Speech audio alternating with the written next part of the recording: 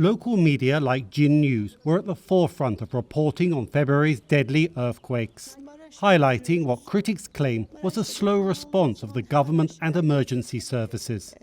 That reporting, they say, drew unwanted attention from the police. The police took our press cards and then they took us to the police precinct. We were kept there for 3 to 4 hours and were asked, "Why did you come to the Quake zone?"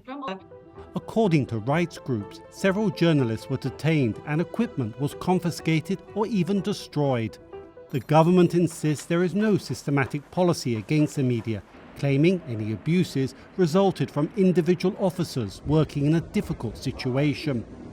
But independent TV stations like Halk TV, which have been critical of the government's handling of the quake, were also targeted with heavy fines and temporary broadcasting bans for inciting public hatred.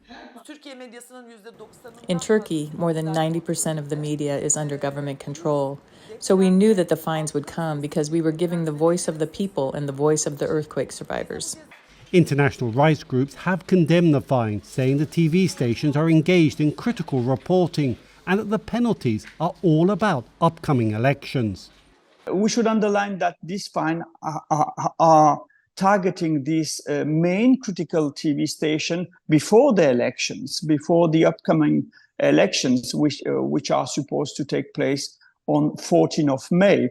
Prosecutors have started using newly introduced legislation criminalizing disinformation on social media, a crime that carries jail time. With presidential elections, some journalists say things could get worse. I don't think the pressure of the government on the press will decrease, and I think it will become more difficult with the election process. As the death toll passes 50,000 dead, with millions more homeless, analysts suggest the government could attempt to control or suppress any reporting that is critical of their handling of the situation. Dorian Jones for VOA News, Istanbul.